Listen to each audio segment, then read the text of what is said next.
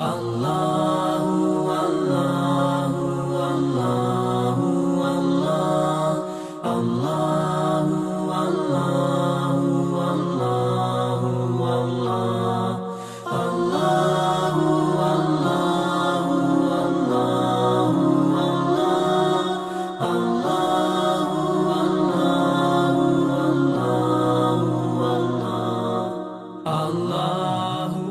اعوذ بک من همزات الشیاطین واعوذ بک رب ان یحضرون بسم اللہ الرحمن الرحیم الحمد للہ وسلام علی عبادہ الذین اصطفى ولعنۃ الدائمۃ الباقیۃ علی اعدائهم اجمعین من الآن الی قیام یوم الدین اما بعد فقد قال علی بن ابی طالب علیہم الصلاۃ والسلام من قضى حق من لا يقضي حقه فقد عبده۔ جمعے کے اس پیغام میں سب سے پہلے اپنے نفس اور آپ سب کو اللہ کے تقوی کی طرف دعوت دیتے ہوئے، اللہ کے تقوی میں ایک بہت اہم چیز یہ ہے کہ انسان جو بھی اللہ نے راستہ اور ذمہ داری بتائی ہے پہلے اس پہ عمل کرے اور پھر اس کے بعد اپنے امور کو، اپنے کاموں کو اللہ کے حوالے کر دے۔ وفوض امری الی اللہ ان اللہ بصیر بالعباد، ہم اپنے کاموں کو تفویض کرتے ہیں، حوالے کرتے ہیں اللہ کے، اللہ اپنے بندوں کا دیکھنے والا ہے۔ توکل انسان کے اندر ایک عجیب سی قوت، اعتماد اور بہت ساری اچھائیوں کو پیدا کرتا ہے۔ آج معاشرے میں بہت سی ایسی بیماریاں ہیں کہ اگر انسان کا توکل مضبوط ہو، البتہ اس کا مطلب یہ نہیں ہے کہ جن لوگوں کے اندر یہ بیماری ہے ہم یہ فیصلہ کر لیں کہ ان کے اندر توکل نہیں ہے، یہ غلط ہے، نگیٹو نہیں سوچیں، لیکن ہم اپنے لیے دیکھیں کہ اگر ہمارے اندر توکل ہے تو بہت ساری بیماریاں معاشرے میں یا ہمارے اندر نہیں ہوں گی، یا بہرحال اس کے بہت سارے راستے بند ہو جائیں گے۔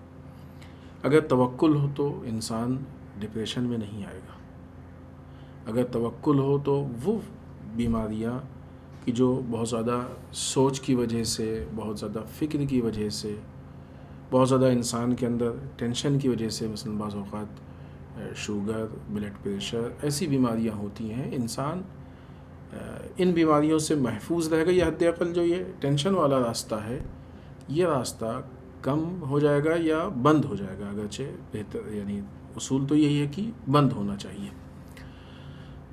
تو اللہ پہ توکل ائمہ اطہار علیہم الصلوۃ والسلام، حتیٰ خود رسول اللہ صلی اللہ علیہ وآلہ وسلم کی روش یہی تھی کہ جو بھی اللہ کا بتایا ہوا راستہ ہوتا تھا اس کے مطابق آپ کوشش کرتے تھے، اس کے بعد امور کو اللہ کے حوالے کر دیتے تھے۔ ائمہ اطہار علیہم الصلوۃ والسلام کی کوشش یہی رہی ہے، ہمیشہ ان کی سیرت یہی رہی ہے کہ اپنے کاموں کو اللہ کے حوالے کیا اور بہت زیادہ حالات کو لے کے انہوں نے ٹینشن نہیں لیا۔ البتہ نہیں ہے کہ بہت زیادہ، اصلاً ائمہ نے ٹینشن نہیں لیا، ائمہ میں ٹینشن نہیں ہوتا تھا، ہاں فکر ہوتی تھی، وہ بھی اسلام سے متعلق ہوتی تھی۔ بعض اوقات ٹینشن ہوتا ہے مادی زندگی سے متعلق، دنیاوی اور مادی مشکلات سے متعلق، ان معاملات سے متعلق۔ ائمہ میں ان چیزوں سے متعلق فکر نہیں تھی، ٹینشن تو یقیناً بالکل نہیں تھا، فکر تھی تو ایک جس حد تک کہ مثلاً ذریعہ معاش ہونا چاہیے اور گھر میں، وہ ایک بہت ہی معمولی، اصل جو کہتے ہیں فکر اور سوچ کی کیسے ہو کیا ہو، وہ جو فکر تھی وہ اسلام سے متعلق تھی، مسلمانوں سے متعلق تھی کہ جو حالات ہیں ان حالات کو کیسے حل کیا جائے، کوشش کی جائے۔ صدیقہ طاہرہ سلام اللہ علیہا جو بار بار دربار میں جا رہی ہیں یا مسلمانوں کے گھروں پہ جا رہی ہیں، وہ امور مسلمین کے لیے جا رہی ہیں، مسلمانوں کے کاموں کے لیے فکر، اتنی کوشش۔ اگرچہ یہی صدیقہ طاہرہ کہ جب آپ کے گھر میں فاقہ ہوتا تھا تو اس طرح کی فکر نہیں ہوتی تھی، تو لہٰذا یہ جو حالات ہیں، معاشی حالات ہیں، اس طرح کے جو معاملات ہیں، ان کو آپ نے اللہ کے حوالے کیا، لیکن وہ کام، وہ ذمہ داری تھی، ان کو اللہ کے حوالے نہیں کر سکتے تھے۔ کربلا میں آپ دیکھیں تو کربلا والوں کے جو فکر تھی وہ ٹھیک ہے کہ بھوک تھی، پیاس تھی، اس کا تقاضا تھا، سوال تھا، سب کچھ اپنی جگہ پہ، لیکن جو اصل فکر تھی وہ دین کے تحفظ کی فکر تھی، دین کے بچانے کی فکر تھی، قانون پروردگار کی فکر تھی، وہ فکر تھی۔ یہ جو دنیاوی امور ہے ان سے متعلق فکر نہیں تھی، وہ جو دین سے متعلق، قانون پروردگار سے متعلق، اپنی ذمہ داری جو الہی ذمہ داری ہے، اللہ نے جو ذمہ داری دی ہے اس سے متعلق فکر تھی، اس کے لیے کوشش کی۔ اتنی بڑی جو جنگ ہوئی، قربانی دی گئی، وہ اللہ کے امور کو احیا کرنے کے لیے، زندہ کرنے کے لیے دی گئی ہے۔ تو یعنی کوشش اتنے بڑے پیمانے پہ اللہ کے امور۔ البتہ ایک دوسرا پہلو یہاں پہ نکلتا ہے کہ ہم جب اپنے زندگی میں کوشش کریں تو سب سے زیادہ ہماری کوشش امور پروردگار، امور الہی، اللہ کے امور کے لیے ہونی چاہیے، سب سے زیادہ۔ دوسری چیزوں کے لیے ہو جتنا اسلام نے حکم دیا ہو، جتنا ان کا حصہ ہوتا ہے، سب سے زیادہ جو حصہ ہے وہ امور اسلام، امور پروردگار جو اللہ نے حکم دیا ہے ان کا حصہ ہے۔ لہٰذا یہ توکل انسان کے اندر بہت ساری اچھائیوں کو پیدا کرتا ہے، برائیوں سے محفوظ رکھتا ہے، حتیٰ کہ جو انسان کے، خاص کر کے آج کے جو حالات، جو بیماری کے حالات چل رہے ہیں، اور ایسے حالات کہ جن حالات میں لوگوں کے پاس کافی حد تک ناداری ہے، محرومیت ہے، بہت ساری چیزوں سے مشکلات ہیں، پریشانی ہے، لوگ کوشش کریں اور باقی پھر امور کو اللہ کے حوالے کریں۔ اللہ اپنے بندوں کا دیکھنے والا ہے، انشاءاللہ اللہ وسائل پیدا کرے گا، اور پیدا کرتا ہے، مسبب الاسباب ہے، اسباب کا پیدا کرنے والا۔ انشاءاللہ آگے اس پہ گفتگو کریں گے، یہاں پہ صرف تقوی کے اعتبار سے گفتگو کر رہے ہیں۔ تو توکل انسان کے اندر تقوی کو مضبوط کرتا ہے، راستہ ہے تقوی کا، ایک بہت اہم حصہ ہے تقوی کا توکل، اللہ کے اوپر توکل، یہ انسان کے ایمان کا حصہ ہے، یہ اہم ہونا چاہیے۔ آئیے اس کے بعد امیر بیان مولا متقیان حضرت علی ابن ابی طالب علیہ الصلوۃ والسلام کا یہ جملہ آپ کی خدمت میں عرض کریں، جس میں امام فرماتے ہیں کہ من قضى حق من لا يقضي حقه، جس نے ایسے انسان کے حق کو ادا کیا جو اس کے حق کو نہیں ادا کرتا ہے، فقد عبدہ، تو اس نے اس کو اپنا بندہ بنا لیا۔ اس جملے کو دو طریقے سے پڑھا گیا ہے۔ آخر کا جو لفظ عبدہ ہے، اس کو عبدہ بھی پڑھا گیا اور عبادہ بھی پڑھا گیا۔ اگر ہم عبدہ پڑھیں گے تو اس کا ترجمہ جو ہم نے کیا یہی ہوگا کہ اگر کسی نے ایسے کا حق ادا کیا، یا کوئی انسان ایسے کا حق ادا کرے کہ جو اس کا حق ادا نہ کرتا ہو، تو اس نے اس کو، کہ جس کا حق ادا کیا جو نہیں حق ادا کرتا ہے، اس کو اپنا بندہ بنا لیا، غلام۔ اگر اس جملے کو بغیر آخر کے جو عبدہ ہے اس میں تشدید کے بغیر، یعنی عبادہ پڑھیں، تو ترجمہ بدل جائے گا کہ اگر کسی انسان نے کسی ایسے کا حق ادا کیا جو اس کا حق نہیں ادا کرتا ہے، تو گویا اس نے اس کی پرستش کی، تقریباً الٹا ہو جائے گا ترجمہ، اس نے اس کی پرستش کی، اپنے آپ کو اس کا بندہ یا غلام بنا دیا ہے، کہ مثلا وہ حق نہیں ادا کیا اور ہم کرتے جا رہے ہیں۔ یہ دو فرق ہے اس میں۔ روایات میں دونوں طریقے سے آیا ہے، عبدہ بھی آیا ہے اور عبادہ بھی آیا ہے، دونوں طریقے سے نقل کیا گیا، علماء نے دونوں طریقے سے بیان کیا ہے۔ ابھی ہم جو پہلے والا ہے اس پہ گفتگو کرتے ہیں، بعد میں پھر تھوڑی سی گفتگو دوسرے والے پہ بھی کریں گے۔ کس پہ ہم لوگ گفتگو کر رہے ہیں؟ عبدہ من قضى حقا من لا يقضي حقه، جس نے ایسے انسان کا حق ادا کیا کہ جو اس کا حق نہیں ادا کرتا ہو، فقد عبدہ، تو اس نے اس کو، جو حق نہیں ادا کر رہا ہے اور اس کا حق ادا کیا ہے، اس انسان کو اپنا غلام بنا لیا ہے۔ اس اعتبار سے اگر دیکھیں تو یہ جو امام کا قول ہے، یہ لوگوں کے دلوں کو تسخیر کرنے، اپنے قابو میں کرنے کا ایک بہترین راستہ ہے کہ جو امام بیان کر رہے ہیں کہ کس طریقے سے ہم لوگوں کے دلوں کو قابو کریں۔ در واقع انسان کی مقبولیت یہ نہیں ہے کہ وہ اپنے مال، دولت، شہرت، طاقت، پاور، ظلم، استبداد، اختیارات ان چیزوں کی بنیاد پہ کسی کو اپنے سامنے جھکا لے، اپنی تعریف کروا لے، اپنے بظاہر ایسا ہو کہ وہ اس کے متعلق گفتگو کرے یا مجبوری میں اس کی تعریف کرے اس کی، نہیں۔ انسان کا کمال یہ ہے کہ وہ لوگوں کے دلوں پہ راج کرے، لوگوں کے دلوں کو اپنا بنائے، اور اس کے لیے واقعی پھر اچھے کردار کی ہی ضرورت ہے، قربانیوں کی ضرورت ہے۔ اس کا ایک بہت اہم راستہ ہے کہ جو امام بتا رہے ہیں کہ کس طریقے سے ہم لوگوں کے دلوں کو قابو میں کریں، کیونکہ اگر لوگوں کا دل خوف کی وجہ سے ہوگا، جس دن خوف ختم ہوگا اس دن کہیں اور جائے گا۔ ختم بھی ہونا چاہیے، خوف تو صرف اللہ کا ہونا چاہیے، کسی اور کا کیوں؟ اگر لوگوں کا دل مجبوری کی وجہ سے ہمارے ساتھ ہے، دل تو نہیں ہوتا البتہ لوگ ساتھ ہوتے ہیں، مجبوری ختم ہوگی ساتھ چھوڑ دیں گے، کیونکہ دل سے نہیں ہے۔ اگر لوگ جو ہے وہ لالچ کی وجہ سے ہمارے ساتھ ہیں، تو جس دن لالچ ختم ہوگی وہ ساتھ چھوڑ دیں گے۔ لیکن اگر لوگ دل سے ہمارے ساتھ ہیں تو مشکلات میں بھی ساتھ دیں گے، پریشانیوں میں ہر اعتبار سے ساتھ دیں گے، امیدیں وابستہ ہوں تب بھی دیں گے، نہیں ہوں تب بھی ساتھ دیں گے۔ کیوں؟ اس لیے کہ وہ دل سے ہمارے ساتھ ہیں۔ لہٰذا امام ہم کو وہ راستہ بتا رہے ہیں کہ کس طریقے سے لوگوں کے دلوں کو قابو میں کریں۔ یہ ایک بہت اہم مسئلہ ہے سوشل لائف کا، کہ انسان کس طریقے سے جو ہے وہ سوشل لائف میں اپنی عام زندگی میں لوگوں کے دلوں کو جیتے، جسے کہتے ہیں لوگوں کے دلوں کو جیتنا۔ لہٰذا امام نے اس مسئلے کی طرف اشارہ کیا۔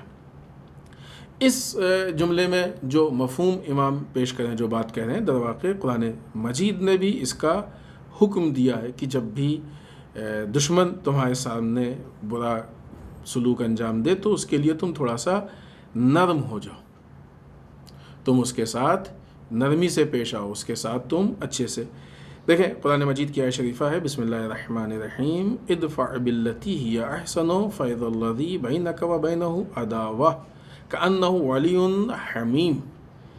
بدی کو، برائی کو نیکی سے دور کرو، کیونکہ اگر برائی کو برائی سے دور کیا جائے گا تو ایک برائی ہوگی اس کے مقابلے میں برائی، تو یہ برائی میں اضافہ ہوا۔ پھر جب یہ برائی ہوگی، اور ظاہر سی بات ہے کہ مقابلے میں جب برائی ہوتی ہے تو انسان ایسا سمجھتا ہے کہ ہمارے پاس پاور زیادہ ہے، تو پھر وہ بھی سمجھے گا ہمارے پاس پاور زیادہ ہے، اس کے مقابلے میں ایک اور برائی آئے گی، پھر یہ سمجھے گا پاور زیادہ ہے، پھر مقابلے میں ایک اور برائی آئے گی۔ اس طریقے سے برائیاں بڑھتی جائیں گی اور پھیلتی جائیں گی، برائیوں کو رواج پیدا ہوگا، تشویق ہوگی لوگوں کو، لوگ جو ہے وہ اس کو فخر سمجھیں گے، یہ بات بڑھے گی۔ لہٰذا اسی جگہ پہ برائی کو ختم کرنے اور دفن کرنے کا طریقہ یہ ہے کہ اللہ حکم دے رہا ہے برائی کو نیکی سے دفع کرو، اصلاً سلسلہ ہی برائی کا منقطع ہو جائے گا۔ ناگاہ ایسے حالات میں تم دیکھو گے کہ وہی شخص کہ جس سے تمہاری دشمنی تھی وہ تمہارا بہترین دوست بن گیا۔ یہ قرآن مجید کی آیت شریفہ ہے، اور تقریباً اسی مفہوم کا جو معنی ہے، اور یہی مفہوم خود مولا کائنات نے حکمت نمبر 158، اس سے پہلے ہم لوگوں کی کچھ ہفتے پہلے گفتگو اس پہ ہو بھی چکی ہے، اس میں امام نے ارشاد فرمایا ہے وَرْدُدْ شَرَّهُ بِالْإِنْعَامِ عَلَيْهِ، اور لوگوں کے شر کو بخشش، انعام، نیکی، نعمت، اچھائی، اس کے ذریعے سے رد کرو، ختم کرو، برطرف کرو، دور کرو۔ تو لوگوں کے برائیوں کو پلٹاؤ اچھائیوں کے ذریعے سے۔ اسی سے متعلق ایک اور حدیث ہے کہ جو امام کی ہے اور غرض الحکم میں نقل کی گئی ہے۔ امام فرماتے ہیں من بذل مالہ استعبد، کوئی شخص اگر دوسروں پہ اپنے مال کو خرچ کرتا ہے تو وہ اس کو اپنے بندگی میں لے لیتا ہے، اپنے یعنی اختیار، یعنی کیا مطلب اس کے دل کو جیت لیتا ہے، اس کو اپنا بنا لیتا ہے۔ اسی طریقے سے ایک اور حدیث ہے کہ جو غرض الحکم میں آئی ہے، اور یہ حدیث اتنی معروف ہے کہ ضرب المثل بن گئی ہے، محاورے کے طور پہ پیش کی جاتی ہے۔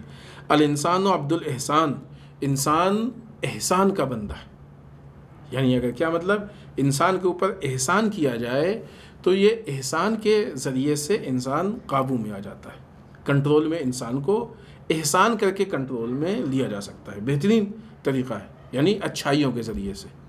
آج بہت سارے لوگ اپنے طاقت کی بنیاد پہ چاہتے نہیں، یا بہت سارے ممالک اپنے طاقت کی بنیاد پہ چاہتے ہیں، نہیں، ظاہر سی بات ہے کہ وہ طاقت والے معاملات وقتی ہوتے ہیں، لیکن احسان والے معاملات وہ پائیدار ہوتے ہیں، ہمیشہ کے لیے ہوتے ہیں۔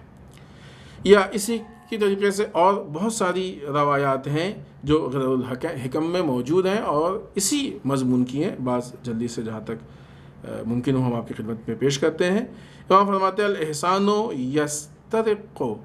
یسترق الانسان، انسان نیکی کے ذریعے سے یا احسان کے وہ الاحسان یسترق الانسان، احسان انسان کو اپنا بندہ بنا لیتا ہے. یعنی کیا مطلب؟ احسان کے ذریعے سے انسان کو بندہ، یعنی بندہ کا مطلب یہاں پہ نہیں کہ وہ جو اصطلاح ہے غلام کی یا بندگی کی یا عبادت کی، وہ نہیں ہے. یعنی اس کے دل کو جیت لیتا ہے، یعنی وہ اس کا ہو جاتا ہے، اس کی باتوں کو مانتا ہے، اس کو ایکسیپٹ کر لیتا ہے، قبول کر لیتا ہے. ظاہر سی بات ہے کہ اگر سامنے والا عقل مند ہوگا اور اس کو قبول کر لے گا، باتوں کو مانے گا، چونکہ یہ مفہوم آیا ہے مختلف حدیث میں، تو اس کا مطلب جو حدیث میں یہی ہے کہ کسی کی بات کو اس لیمٹ تک ماننا ہے کہ جہاں تک اللہ کی نافرمانی نہ ہو، اس کے آگے کسی کی بات کو نہیں ماننا ہے. حتیٰ والدین کی بات کو نہیں ماننا ہے کہ جن کی اطاعت واجب ہے. لیکن وہ کہاں تک اطاعت ہے؟ جہاں سے اللہ کی نافرمانی نہ ہوتی ہے. لہذا وہ جو دائرہ ہے وہ اپنی جگہ پہ ہے. یعنی اگر کوئی احسان کر کے ہم کو اپنا بنائے لے رہا ہے اور ہم جو ہے اس کو ایکسیپٹ کر رہے ہیں، قبول کر رہے ہیں، تو اس کی یہ لمٹ ہے. وہ لمٹ یہیں تک ہے کہ وہ تعلقات کی بنیاد پہ اسلام کو نقصان نہ ہو، نظام کو، سسٹم کو، البتہ یہ جو دین کا نظام ہے اس کو نقصان نہ ہو، اللہ کی اطاعت میں کمی پیدا نہ ہونے پائے. خب دوسری روایت ہے، یہ بھی غرض الحکم میں موجود ہے. امام فرماتے ہیں بالاحسان تملک القلوب، احسان کے ذریعے سے لوگوں کے دلوں کو اپنی ملکیت میں لیا جا سکتا ہے. تو یہاں ملکیت کا مطلب یہ کہ تسخیر کیا جا سکتا ہے، یعنی ان کو دلوں پہ کنٹرول، قبضہ، ان کے دلوں کو اپنی طرف مائل کیا جا سکتا ہے. یا اس کے علاوہ ایک اور روایت ہے، اور پھر خود اس روایت کے بعد دوسرے بعض پوائنٹس ہیں وہ جلدی سے پیش کریں کیونکہ یہ بہت زیادہ وقت نہیں ہے ان باتوں، اس کے لیے جو حدیث کے ذریعے ہم گفتگو کر رہے ہیں. امام فرماتے ہیں مستعبد الکرام مثل الکرام، صاحب عزت وہ شخصیت کی جو کرامت کے ساتھ ہو، جسے کرامت انسانی کہا جاتا ہے. جو واقعی عزت دار شخصیت ہو اس کو اپنا نہیں بنایا جا سکتا ہے سوائے اس کے کہ اس کی رسپیکٹ کی جائے یا اچھے طریقے سے، یعنی عزت کے ساتھ اس سے پیش آئے. عزت دار انسان کو اپنا بنانے کے لیے اس کی رسپیکٹ کرنی چاہیے. ورنہ اگر ہم اس کو یہ چاہیں کہ ذلیل کر کے، اس کو نیچا دکھا کے، اس کی تحقیر کر کے، اس کی تذلیل کر کے اس کو، تو ہو سکتا ہے کہ وہ احترام میں، رسپیکٹ، چونکہ عزت دار ہے، رسپیکٹ میں چپ رہے، برداشت کرے، وہ ساری چیزیں ممکن ہیں، لیکن وہ اپنا نہیں بن سکتا. یعنی دل اس کا مائل نہیں ہوگا.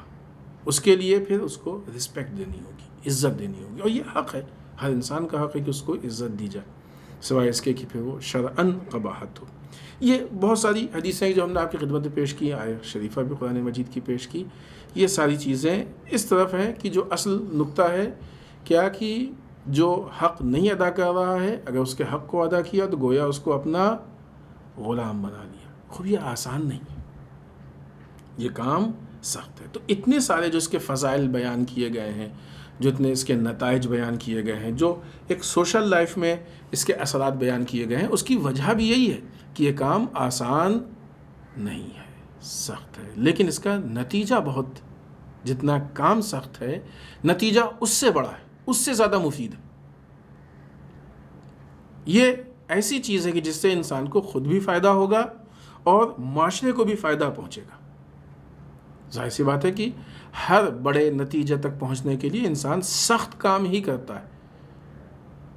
آسان کام سے ہر نتیجہ نہیں ملتا ہے، سخت کام سے ہی انسان نتیجے تک پہنچتا ہے.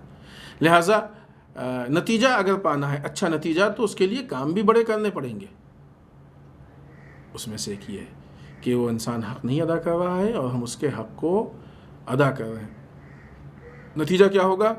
پھر اس کا دل ہماری طرف مائل ہو جائے گا۔ خوب یہاں پہ یہ ساری گفتگو ظاہر سی بات ہے کہ جیسا ہم نے اس سے پہلے عرض کیا کئی جہت سے ایک مخصوص دائرے کے اندر، لیکن یہ جو کام سخت ہے باوجود اس کے کہ سخت ہے، اگر انسان ان سارے کاموں کو اللہ کے لیے انجام دے تو جو لگتا ہے سخت وہ بھی نہیں رہ جائے گا، اتنا بھی نہیں۔ اب دیکھیں کہ کتنی عجیب بات ہے اور کتنی بڑی بات ہے، ہم لوگوں کو عجیب لگتی ہے لیکن واقعی ائمہ کی سیرت یہی تھی۔ سرکار سید الشہداء آخری وقت میں جا کے بھی یزیدی فوج سے کہہ رہے ہیں کہ ہم تم کو ایک بار پھر دعوت دیتے ہیں، حق کی طرف آ جاؤ۔ آسان ہے؟ جس کی طرف سے اتنی سب بڑی جنگ ہوئی ہو، اتنے اہم شخصیات کو قتل کیا گیا، پھر اسی سے جا کے کہا جائے کہ ہم تم کو دعوت دیتے ہیں، بہت بڑی چیز ہے۔ لیکن کیوں ہے؟ اس لیے کہ سرکار سید الشہداء ائمہ اطہار علیہم السلام یہ ساری چیزیں افراد کے لیے نہیں کر، اللہ کے لیے، اللہ نے حکم دیا ہے ہمیں سے بتا دیا۔ اور جب انسان اللہ کے لیے کرتا ہے تو پھر کیونکہ یہ مشکل کب پیدا ہوتی ہے؟ اچھا وہ تو ہم حق نہیں ادا کر رہے، ہم کیوں اس کا حق ادا کریں؟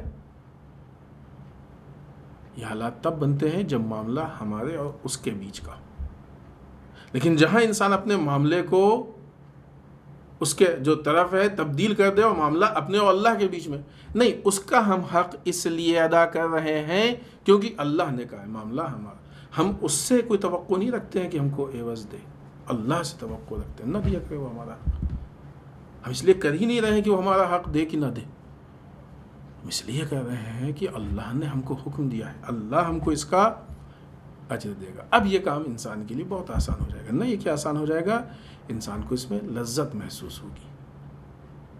جہاں بھی انسان نے اپنے معاملے کی جہت کو بدل دیا، تبدیل کر دیا، وہاں پہ انسان کو اس کام میں ایک عجب، اور پھر کام کی اہمیت بڑھ جائے گی، ویلو بڑھ جائے گی۔ ایک کام کی جو ایک انسان کے لیے کیا جا رہا ہے اور ایک کام جو اللہ کے لیے کیا جا رہا ہے، دونوں میں فرق ہے، زمین آسمان کا فرق ہے، دونوں کی ویلو میں فرق ہے، دونوں کی حیثیت میں فرق ہے، لہٰذا وہ کام کی جو حالت ہے وہ بھی بدل جائے گی۔ لہٰذا اگر ہم لوگ اپنے سارے معاملات اللہ کے لیے کریں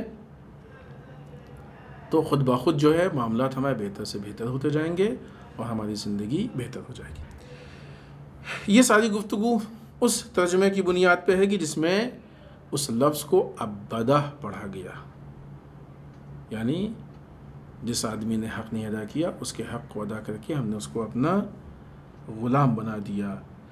لیکن بہت سارے نسخوں میں نہج البلاغہ کے ابدا بغیر تشدید کے، بہت سارے علماء نے اس کو ایسی صورت میں، پھر اس کا ترجمہ یہ ہو جائے گا کہ ایسے افراد کا حق ادا کرنا کہ جو حق ادا نہ کرتے ہوں، گویا ان کی پرستش کرنا ہے اور اپنے آپ کو ان کا غلام بنا دینا ہے۔ بہرحال چونکہ اتنی ساری گفتگو ہوئی ہے اور وہ جو پہلے والا مفہوم ہے وہ بہت ساری روایات سے بھی نزدیک ہے، قرآن مجید کی آیت سے بھی نزدیک ہے، لہٰذا وہ ایسا گمان ہوتا ہے کہ شاید یہاں پہ امام کا مقصد یہ ہے۔ لیکن یہ جو دوسرا والا مفہوم ہے یہ کمپلیٹ 100% اس کو خارج نہیں کر سکتے ہیں، کیونکہ وہ پھر حقوق کی جو نوعیت ہوتی ہے، ایک لیمٹ ہوتی ہے کہ ایک جگہ پہ جا کے جب اسلام کو نقصان ہو، بہت ساری چیزیں ہوں، تو پھر انسان اس کے طریقے ہیں کہ روکے، اور دوسری چیزیں ہیں، لیکن یہاں پہ ظاہراً وہ پہلے والا مراد ہے۔ آئیے موجودہ حالات میں تھوڑی سی گفتگو کی جائے۔ سب سے پہلے یہ جو بیماری وبا ہمارے درمیان ہے، اللہ جو افراد اس میں مبتلا ہیں، مریض ہیں، ان سب کو شفا عنایت کرے۔ جو لوگ اس بیماری یا کسی اور وجہ سے بھی ہمارے درمیان نہیں رہ گئے ہیں، اللہ ان کی مغفرت فرمائے۔ ہم ایک مرتبہ پھر آپ لوگوں سے یہ گزارش کریں گے اور اس چیز کی تاکید کریں گے کہ احتیاط پوری ہو، مکمل ہو، اور خوف بالکل نہ ہو۔ خوف راستہ بنتا ہے کہ کوئی بھی چیز ہمارے اوپر غالب آئے، احتیاط وجہ بنتی ہے کہ کسی بھی چیز، بیماری یا کوئی وبا اس کو آنے کے راستے نہ ملے، تو ہم حتی الامکان احتیاط پوری کریں، خوف نہ ہو۔ احتیاط میں بہت ساری چیزیں جو بیان کی گئی ہیں، اور جیسے ہی اس سے متعلق علامتیں ظاہر ہوں، پہلی فرصت میں اس کے علاج کی کوشش کریں، اور حتی الامکان جو بھی اس کے گائیڈ لائنس ہیں، ظاہر ہے وہ ساری چیزیں یہاں نہیں، اسٹیم ہے، ہاتھ کا دھونا ہے، وہ جو دوسری چیزیں ہیں جو گائیڈ لائن ہیں ان کی ہم رعایت کریں تاکہ اپنے آپ کو اور معاشرے کو محفوظ رکھ سکیں۔ یہ بیماری کا چونکہ بیماری ایسی ہے کہ جو انسان سے انسان میں منتقل ہوتی ہے، لہٰذا اس سے پہلے بھی پچھلی مرتبہ بھی بیان ہوئی تھی یہ بات، اور پھر کہ مراجع نے ہم کو یہ حکم دیا ہے کہ ہم وسیلہ نہ بنے دوسروں تک پہنچنے کا، ذریعہ نہ بنے۔ تو احتیاط صرف اس لیے نہیں ہے کہ ہم اپنے کو بچائیں، یہ تو کام بہت چھوٹا ہو جائے گا۔ احتیاط اس لیے بھی ہے کہ ہم اپنے کو بچائیں، اور ہماری ذمہ داری ہے ہر انسان کے لیے اپنی جان کا بچانا، اس کی ذمہ داری ہے، حتیٰ اپنی صحت کا محفوظ رکھنا۔ ایک انسان کو یقین ہے کہ ہمیں کچھ نہیں ہوگا، لیکن پھر بھی بیماری ہے، مریض ہو سکتا ہے، اس حساب سے اپنی صحت کا بچانا بھی اس کی ذمہ داری ہے۔ اس کو اختیار نہیں ہے کہ وہ اپنے باڈی کے ساتھ اس طریقے سے کھلواڑ کرے، اصلا ملکیت نہیں ہے اس کی، جو شریعت بیان کری اس کے حساب سے۔ لیکن اسی کے ساتھ ساتھ بعض اوقات ہوتا ہے کہ اگر بالفرض کسی کے اندر وہ اثرات آئے، یعنی وہ بیماری کے وائرس آئے اور وہ اثرات اس کے بظاہر اتنا نہ دکھائی دیں، اس کو اتنی شاید بیماری نہ ہو، جو بھی ہو وہ، لیکن یہ وائرس پھر اس کے ذریعے سے منتقل ہو جائے کسی ایسے میں کہ جس کے لیے مہلک بھی ثابت ہو یا مشکل کا سبب بن جائے، تو خود اس کا ذمہ دار کون ہوا ہے؟ اگر انسان، اور یہاں پہ احتیاط کا دونوں مفہوم ہے۔ احتیاط کا مفہوم یہ بھی ہے کہ کہیں سے ہم میں منتقل نہ ہو، اور احتیاط کا مفہوم یہ بھی ہے کہ ہم سے کسی میں منتقل نہ ہو، اور نہ اس کے مسائل، مشکلات، حتیٰ خدا نخواستہ اگر جان چلی جاتی ہے تو اس کا ذمہ دار یہی ہوگا۔ لہٰذا ہم بھرپور احتیاط کریں، لہٰذا ہم مکمل طریقے سے احتیاط کریں، لیکن ڈرے نہیں۔ شروع میں جو ہم نے توکل سے متعلق گفتگو کی ہے، اسی کو تھوڑا سا آگے بڑھاتے ہوئے کہ پھر جب ہم اپنی احتیاط کر رہے ہیں پوری، تو اب ہم اپنے کام کو اللہ کے حوالے کرنے پالنے، لیکن احتیاط پوری، یہ نہیں کہ ہم کچھ نہیں کریں گے اور پھر جو ہونا ہوگا ہوگا۔ ایسا تھوڑی ہے کہ چھت سے کود پڑے، جو ہونا ہوگا ہوگا۔ ہم کوشش پوری کریں، پھر اس کے بعد ٹھیک ہے، باقی اللہ کے ہاتھ میں ہے، زندگی، موت، صحت، بیماری اللہ کے ہاتھ میں۔ ہم کوشش کریں، ہم خود سے اس کے لیے سبب نہ بنے، باقی پھر سب اللہ کے حوالے۔ لہٰذا یہ ٹینشن نہ ہو گیا تو کیا ہوگا، ایسے ہوگا، نہیں، انشاءاللہ کچھ نہیں ہوگا، ہوگا ہی نہیں۔ احتیاط کریں، نہیں ہوگا انشاءاللہ۔ وہ ٹینشن نہ ہو ذہن میں۔ بعض اوقات لوگ اس بیماری کو لے کے ٹینشن میں ہیں، بہت زیادہ فکر میں ہیں۔ اس بیماری کے جو دوسرے اثرات ہیں اس کی بنیاد پہ بھی لوگ ٹینشن میں ہیں۔ مثلاً بعض اوقات جو ہے وہ لاک ڈاؤن کی وجہ سے لوگ گھروں میں ہیں، تو گھر میں بیٹھے بیٹھے الٹے سیدھے خیالات ذہن میں آتے ہیں، حالات پیدا ہوتے ہیں، گھر میں بیٹھے بیٹھے بعض مشکلات پیدا ہوتی ہیں۔ خوب جہاں تک خیالات پیدا ہوتے ہیں، حالات بنتے ہیں، اس کے لیے وہی افوض امری اللہ، توکل کرے انسان اللہ پہ۔ ابھی تو ماہ مبارک رمضان گزرا ہے، اور ہم نے افطار کے وقت جو مستحب دعا ہے کہ اس میں ہے توکلت علی اللہ، اللہ پہ، اللہم لک صمت و علی رزقک افطرت و علیک توکلت۔ البتہ دعا کے جملہ علیک توکلت، لیکن توکلت علی اللہ یہ ایک مشہور وہ ہے، اور خود قرآن کا مفہوم ہے۔ تو اللہ پہ جو ہم بھروسہ کر رہے ہیں، توکل کر رہے ہیں، جس کا اللہ نے حکم دیا ہے قرآن پہ، تو وہ پورے مہینے ہم نے وہ دعا میں پڑھا، پھر اس کے بعد قرآن کا حکم ہے، تو اللہ پہ بھروسہ ہمارا نہیں ٹوٹنا چاہیے۔ بعض اوقات جو گھر کے حالات پیدا ہو رہے ہیں، گھروں میں اختلافات پیدا ہوئے جا رہے ہیں، تھوڑا سا مشکلات، تو اس کی بہت آسان سی ترکیب ہے کہ وہ رسپیکٹ کے راستے کو نہ چھوڑیں، خوش بیانی، خوش اخلاقی کو مت چھوڑیں، گفتگو کریں، اچھے طریقے سے کریں۔ ضروری نہیں کہ کسی کی کوئی بات کہنی ہوگی یا کوئی چیز پسند نہیں آئی تو اس کو جو ہے وہ بہت زیادہ ڈانٹ کے اور بہت زیادہ تحقیر کے ساتھ ہی بیان کیا جائے، حقیر بنا کے بہت زیادہ چھوٹا دکھا کے نہیں، اچھے انداز سے اس سے بیان کریں، ایک رسپیکٹ کے انداز سے بیان کریں۔ یعنی یہ مشکل جو آ رہی ہے وہ ہسبینڈ وائف میں آ رہی ہے یا بعض دوسرے رشتوں میں، لیکن مین یہ خوب ایک دوسرے کی رسپیکٹ کریں، اچھے سے بیان، حق ایک دوسرے کا ادا کریں، ایک دوسرے کی ہیلپ کرنے کی کوشش کریں، خود بخود یہ سارے مسائل حل ہو جائیں گے۔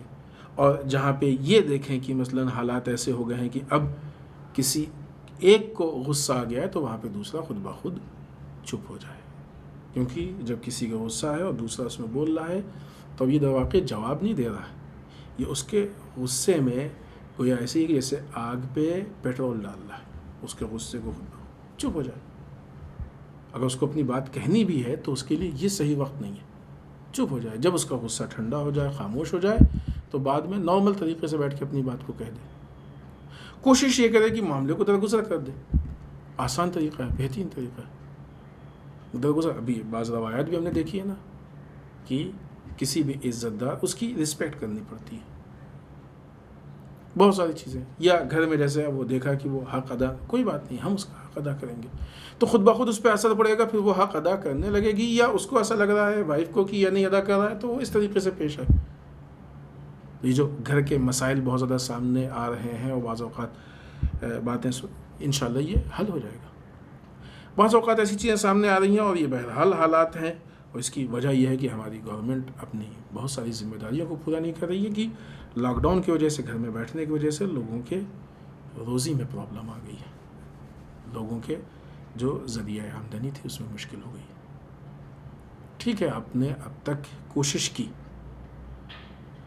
کوئی انسان ہاتھ پہ ہاتھ رکھ کے بیٹھا تھا, اس کی بات الگ ہے, اور ظاہر اس کو ٹینشن بھی نہیں ہوگا. ٹینشن تو اس کو ہوگا کہ جو کام کر کے کماتا تھا, اب وہ لاک ڈاؤن کی وجہ سے بیٹھا ہوا ہے, کیسے آئے گا. تو آپ نے کوشش کی, کرتے رہے, اور آپ کا ارادہ بھی ہے کہ جیسے ہی کھلے گا کوشش کریں گے. ابھی اس بیچ اگر حالات خراب ہو رہے ہیں تو دو چیزیں. سب سے پہلا مسئلہ یہ ہے کہ بھائی توکل تو اللہ, اللہ پہ بھروسہ. وفوض امری اللہ. ٹینشن نہ لیں, ورنہ ٹینشن سے معاملہ حل نہیں ہوتا ہے. کیونکہ جب انسان کسی بھی چیز کو لے کے تھوڑا ٹینشن میں آتا ہے, یا تھوڑا بہت زیادہ فکر, تو ذہن کے کام کرنے کی صلاحیت کم ہو جاتی. تو جو راستہ کھلنے والا ہوتا ہے وہ راستہ بھی نہیں کھلتا ہے.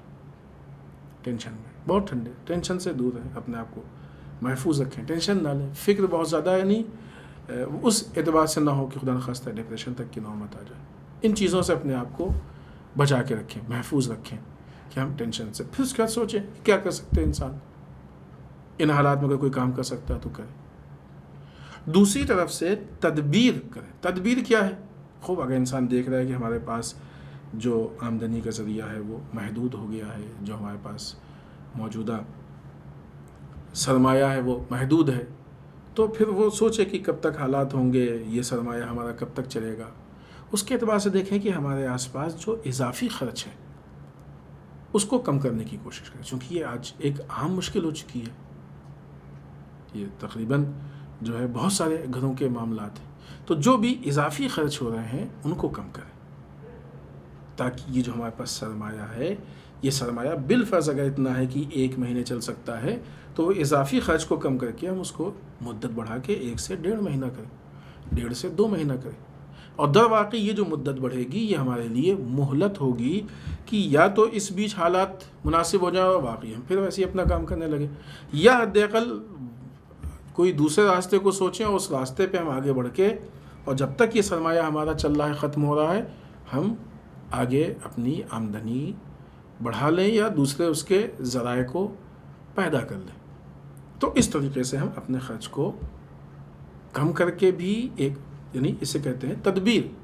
اور یہ ہمیشہ ہونی چاہیے, نہ یہ کہ ان حالات میں ہمیشہ ہونا چاہیے. اضافی خرچ نہیں کرنا چاہیے انسان کو, کبھی بھی نہیں کرنا چاہیے.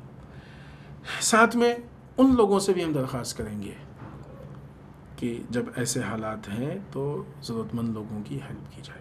ضرورت مند سے وہی نہیں ہوتے ہیں کہ جو آ کے مانگے, ان سے زیادہ تعداد ان لوگوں کی ہوتی ہے جو نہیں مانگتے.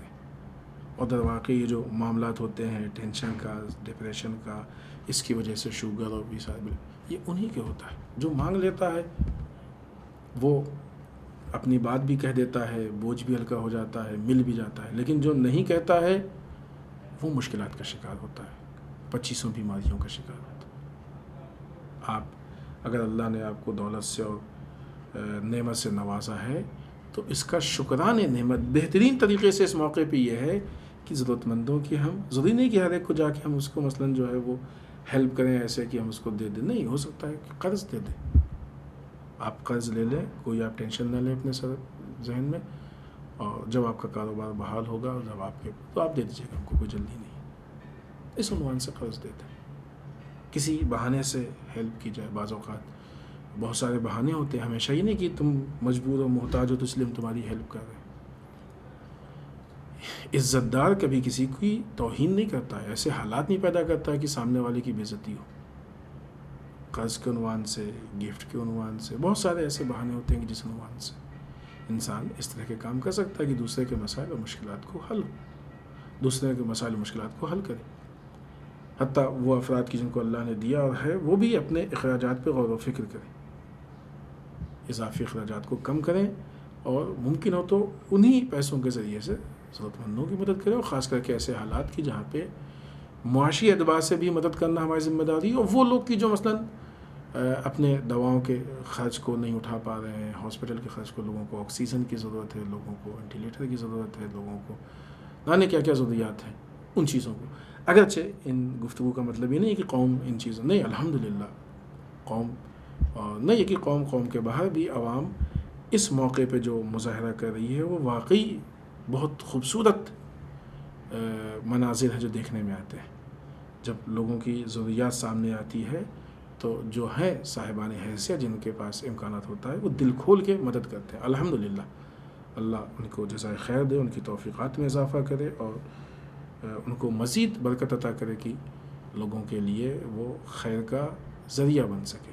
ہوتا ہے لوگوں کے علاج میں, لوگوں کے معاشی حالات میں بھرپور طریقے سے بڑھ چڑھ کے حصہ لے رہے ہیں, لیکن خود جن کے حالات ہیں ان کو بھی اپنے اوپر غور و فکر کرنے کی ضرورت ہے, دوسری طرف سے بھی لوگوں کو.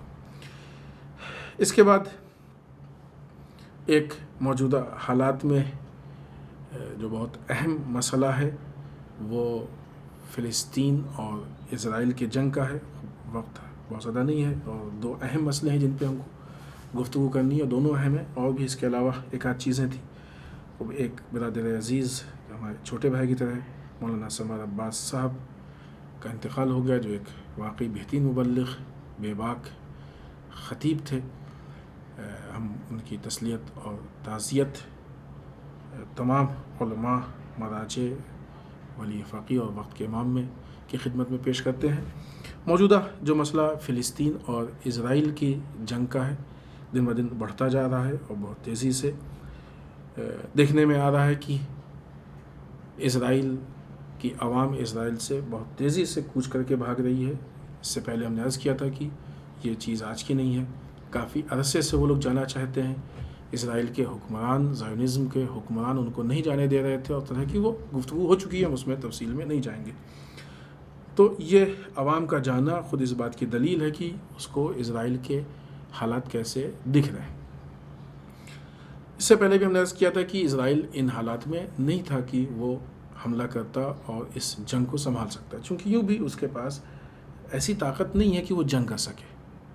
طاقت کا ہونا اور ہے, میڈیا کے ذریعے سے طاقت کا بنایا جانا اور ہے.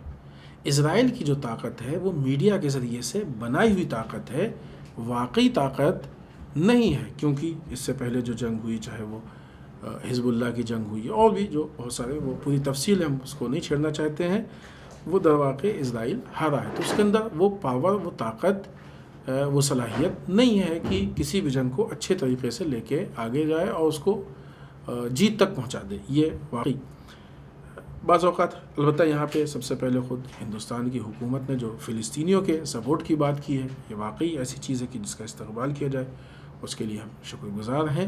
لیکن دوسری طرف سے بعض میڈیا کے افراد نے آ کے اسرائیل کی حمایت, اور اس میں جھوٹ, ٹھیک ہے ہر انسان کو حق ہے اگر آپ کو لگتا ہے صحیح ہے, لیکن اگرچہ اس پہ تعجب ہے کہ کیوں لگتا ہے صحیح ہے. غاصب آپ کو صحیح کیوں لگتا ہے؟ ہمارے ملک پہ آ کے انگریزوں نے قبضہ کیا تھا, ہم نے جنگ کی, ان کو نکال کے باہر کر دیا. فلسطین پہ آ کے اسرائیلیوں نے قبضہ کیا, فلسطینیوں کا حق ہے کہ جنگ کریں, ان کو نکال کے باہر کر دیں. یہ حق ہے ہر ایک کا. تو یہ خود ایک کوشچن مارک ہے کہ آپ کو کیوں اسرائیل صحیح لگتا ہے. اس کا مطلب کہ آپ ظلم کے حامی ہیں, اس کا مطلب کہ آپ ظلم کے سپورٹر ہیں, آپ کی فکر میں انصاف نہیں ہے. اگر کوئی یہ سمجھتا ہے کہ اسرائیل صحیح ہے, حق پہ ہے, تو اس کی فکر میں انصاف نہیں ہے. مزاجن وہ باطل کا طرفدار ہے, مزاجن وہ ظالم کا طرفدار ہے. پھر اس کے بعد اس کے لیے جھوٹ بولا جاتا ہے. خاص کر کے یہ چینلز، ظاہراً یہ گفتگو شاید اس چینل کی ہے کہ جو کچھ عرصے پہلے 2000 کے نوٹ میں چپ کی بات ہے. اس سے اب یہ چینل والوں پہ بھی بعض اوقات تعجب ہوتا ہے کہ جیسے ان کو کسی کمرے میں بند کر دیا گیا ہے اور نہ وہاں پہ کوئی نیٹ ہے اور نہ کوئی دوسرے چینلز ہیں، ان کو کچھ نہیں معلوم اور ایک چیز لکھ کے دے دی گئی، بس اسی کو وہ پڑھ رہے ہیں، کچھ نہیں معلوم کیا ہو رہا ہے. جاہل بھی ہیں، احمق بھی ہیں، کچھ بھی سوچنے سمجھنے کی بھی صلاحیت نہیں. آ کے فیور میں بات کرتے ہیں اور مثلا ایک آدمی مار دیا گیا، ایک بچہ مار. ارے تم کو نہیں معلوم فلسطین میں کتنے ہزار بچے مار دیے گئے ہیں، کتنوں کو اریسٹ کر لیا گیا ہے. ایک بچے، اور بچہ مارا نہیں گیا ہے ایک. اگر کہیں پہ ایسا ہوا ہے بالفرض تو یہ غلط ہے، غلط بول رہے ہو، جھوٹ بول رہے ہو. یا مثلا وہ ہوا، دیکھیں یہ میڈیا ہے کہ جو یہ کہہ رہا ہے کہ اسرائیل کا نقصان نہیں ہو رہا ہے، جھوٹ ہے. فلسطین حماس کا نقصان ہو رہا ہے، اسرائیل بھرپور طریقے سے ظلم کر رہا ہے. ظاہر ہے وہ اسرائیل کی جو اب تک اتنا ظلم کر رہا تھا، اب جب جنگ ہو رہی ہے تو اس کو تو بہانہ مل گیا ہے ظلم کا، اس میں کوئی شک نہیں، بھرپور ظلم. لیکن اس کا مطلب یہ بھی نہیں ہے کہ حماس اتنا کمزور ہے کہ جو اسرائیل کو جواب نہیں دے پا رہا ہے. اس پہلو کو چھپایا جا رہا ہے. وہ ایک شکل پیش کی گئی ہے بعض چینل نے کہ ایک ڈوم ہے کہ جس کو کوئی میزائل کا، سب غلط ہے. سب کے اینٹی میزائل سسٹم ہے، بہت ساری چیزیں ہیں، ساری چیزیں جا رہے ہیں. میزائل اپنے مقصد پہ لگ بھی رہے ہیں، نقصان پہنچا بھی رہے ہیں، اور اسرائیل اس ٹائم پریشان ہے، بے چینی کی حالت میں. اگرچہ اس سے پہلے بھی پریشان تھا، بے چینی، لیکن ظاہر سی بات جنگ کے حالات پیدا ہو گئے. اور سب سے بڑی چیز یہ کہ آج پوری دنیا سے عوام، پبلک روڈ پہ آ رہی ہے فلسطین کی حمایت کے لیے، حماس کی حمایت کے لیے، کیونکہ لوگوں کی آنکھیں کھلی ہوئی ہیں. ان کو معلوم ہے یہ کوئی بہت پرانی داستان نہیں ہے. آج بعض اوقات دیکھا گیا ہے کہ مثلا وہ ایک ضعیفہ بیچاری خاتون بوڑھی وہ آئی ہے اور بتا رہی ہے کہ اسرائیل سے کہ ہمارا وجود ہے، ہم تمہارے وجود سے پہلے کے. ظاہر سی بات ہے کہ اس ٹائم اگر کسی کی ایج 75 سال 80 سال ہے تو وہ اسرائیل کے وجود سے پہلے کا ہے. وہ اتنی ابھی یعنی وہ نسل ختم نہیں ہوئی ہے جنہوں نے دنیا کو بغیر اسرائیل کے دیکھا تھا. اور ایسا لگ رہا ہے کہ عنقریب وہ وقت آئے گا کہ انشاءاللہ وہ نسل باقی رہے گی کہ دنیا کو ایک مرتبہ پھر بغیر اسرائیل کے دیکھے گی. کیونکہ یہ ظالم طاقت انہوں نے ناجائز قبضہ کیا ہوا ہے، پناہ دی گئی تھی، دھوکے سے آئے ہیں، غلط طریقے سے آئے ہیں، مس یوز کیا ہے ان لوگوں نے. تو بہرحال یہ جو حالات ہیں اور وہ جو چیزیں ہیں کہ جہاں پہ اسرائیل اس طریقے سے ظلم کر رہا ہے، مقابلے میں حماس مقاومت کر رہا ہے. پوری دنیا سے لوگ ان ساری چیزوں کو دیکھ کے، حالات کو، معاملات کو محسوس کر کے، پوری دنیا سے لوگ مظاہرے کے لیے جگہ جگہ پہ روڈ پہ آ رہے ہیں. آپ دیکھیں نیوز میں آج فلاں ملک میں جو ہے وہ مظاہرہ ہوا ہے، آج فلاں. اور اگرچہ یہ حالات کورونا کی بیماری کے ہیں، یہ حالات لاک ڈاؤن کے ہیں، بہت سارے لوگ نہیں نکل سکتے، بہت سارے لوگ لاک ڈاؤن کی وجہ سے مظاہرہ نہیں کر سکتے. ہم لوگ بھی یہاں ہندوستان میں مختلف شہروں میں چاہتے ہیں کرنا، لیکن ظاہر ہے لاک ڈاؤن اور جو ہندوستان کے اس وقت کے حالات ہیں اس کی وجہ سے نہیں ہو پا رہا ہے. اور بہت سارے لوگ ہیں کہ جو پریشان ہیں اور چاہتے ہیں، لیکن بہرحال مجبوری ہے، چونکہ ہم یہ بھی نہیں چاہتے ہیں کہ اس کی وجہ سے بیماری پھیلے اور لوگوں کی جان خطرے میں پڑے. اور یقیناً گورنمنٹ کی طرف سے بھی پرمیشن نہیں ہے، لیکن بہرحال ہم خود بھی نہیں چاہیں گے کہ جو ہے وہ کسی کے لیے خطرے کا باعث بنے. لیکن اس کے باوجود بھی بہت سارے ملکوں میں مظاہرہ ہو رہا ہے. عوام کے علاوہ آپ دیکھیں تو کئی حکومتیں ہیں کہ جو سپورٹ میں آ رہی ہیں. آپ خود سوچیں کہ وہ اسرائیل کی جو میڈیا کے ذریعے سے اس نے اپنا ہوا بنایا اور ایک خاص لوگوں کی فکر کو تبدیل کرنے کی کوشش کی، اپنے طاقت کے ذریعے سے لوگوں پہ رعب جتایا، لوگوں کو قبضے میں کرنے کی کوشش کی، اندر اندر غلط پالیسی کی توڑ کے ملکوں کو ملانے کی کوشش کی. اتنا سب کچھ کرنے کے بعد بھی آج جب اسرائیل کی طاقت کا ایک ہوا بنایا جانے کی کوشش کی گئی تھی، اس وقت بھی اتنی عوام ہے کہ جو اس کے خلاف روڈ پہ ہے، اور اتنے ممالک ہیں جو اس کے مقابلے میں، اور کتنے ممالک ایسے ہیں کہ جو دل سے اس کے خلاف ہیں لیکن ابھی ان کے اندر ہمت نہیں ہے بولنے کی. لیکن آنے والے وقت میں جیسے جیسے ان کو اسرائیل کا کمزور ہونا، اس کی نابودی نظر آئے گی، ویسے ویسے کھل کے سامنے آئیں گے، ویسے ویسے. اور یہ چیزیں عبرت ہیں اس طرح کے دوسرے ممالک کے لیے، چاہے وہ برٹش ہو، چاہے وہ بالخصوص امریکہ. یہ دوسروں کے لیے عبرت ہے. سمجھ لیں اس بات کو کہ طاقت دولت کی بنیاد پہ نہیں ہے، طاقت اسلحوں کی بنیاد پہ نہیں ہے، طاقت آرمی کی بنیاد پہ نہیں، طاقت اقتدار کی بنیاد پہ نہیں ہے. طاقت اگر ہے تو انسان کے پاس ایمان اور جذبے کی بنیاد پہ، جو فلسطینیوں کے پاس ہے، جو حماس کے پاس ہے. وہ آج پتھر سے جنگ لڑ رہے ہیں لیکن جیتنے کے حالات میں کی طرف آگے بڑھ رہے ہیں. اسرائیل بڑے بڑے میزائل مار کے بھی ہار کی طرف آگے بڑھ رہا ہے. انشاءاللہ بہترین فیصلہ اس کا سامنے آئے گا. آخر میں ایک بہت اہم مسئلہ ہے، اگرچہ وقت نہیں ہے لیکن اس مسئلے کو چھوڑ نہیں سکتے. وہ آج کا دن ہے، انہدام جنت البقیع. آپ سب کی خدمت میں ہم جنت البقیع کے انہدام کی تسلیت اور تعزیت پیش کرتے ہیں. واقعی یہ بہت ہی بڑا ظلم ہے، بربریت ہے کہ اہل بیت اطہار علیہ الصلوۃ والسلام وہ بقیع کہ جہاں پہ ہمارے 4 امام دفن ہیں، اور صدیقہ طاہرہ کی قبر بھی ظاہراً وہاں پہ ہے، چونکہ وہ بی بی کی قبر کے لیے ہے کہ 3 جگہوں میں سے کسی ایک جگہ میں، تو ایک جگہ 3 جگہوں میں سے بقیع بھی. اس بقیع میں جو روضے بنے تھے ان کو منہدم کیا گیا، بالخصوص اہل بیت اور دوسری بہت ساری شخصیات ہیں بقیع میں. اصحاب دفن ہیں، اسلام کی محترم شخصیات دفن ہیں. اسی کے ساتھ ساتھ مکہ مکرمہ کا قبرستان جنت المعلیٰ بھی سعودی حکمران نے منہدم کیا. یہ انہدام، جنت البقیع کا انہدام، خوب یہ ایک پوری تاریخ ہے. یہ تفصیل اس سے پہلے پیش بھی کی ہے، ہم اس تفصیل میں نہیں جائیں گے کہ جس طریقے سے مفتیوں سے فتویٰ لیا گیا تھا کہ جس وقت سوال کیا گیا جواب اسی میں چھپا ہوا تھا، اور الگ سے ایک دھمکی تھی جو ان کے سامنے تھی کہ اگر حکومت کی مرضی کے خلاف انہوں نے دے دیا فتویٰ تو کیا ہوگا. اگرچہ پھر بھی ہم یہ نہیں کہہ سکتے کہ مثلا انہوں نے جو کیا صحیح کیا، غلط کیا انہوں نے، کیونکہ یہ اہم مسئلہ ہے. یہاں پہ وہ جان بچانے کے اور اپنے جان کے خوف سے غلط نہیں بول سکتے تھے. لیکن یہ جو حکومت کا رویہ تھا کہ جس طریقے سے سوال کیا گیا جس میں جواب چھپا ہوا تھا، ایک دھمکی تھی جو محسوس کرائی جا رہی تھی، جو مثلا بظاہر نہیں تھی، محسوس کرائی جا رہی تھی، ان ساری چیزوں، یہ اس بات کی دلیل ہے کہ اس وقت بھی سعودی عربیہ میں دین آزاد نہیں تھا، مسلمان آزاد نہیں تھا، مذہب کے ذمہ دار افراد آزاد نہیں تھے. اور یہ پورا حالات دیکھیں تو آج بھی سعودیہ میں شریعت آزاد نہیں ہے، اسلام آزاد نہیں ہے. وہ شریعت سے کھلواڑ کر در واقع وہ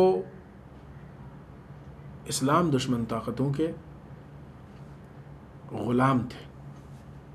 آج بھی وہ امریکہ اور اسرائیل کے غلام.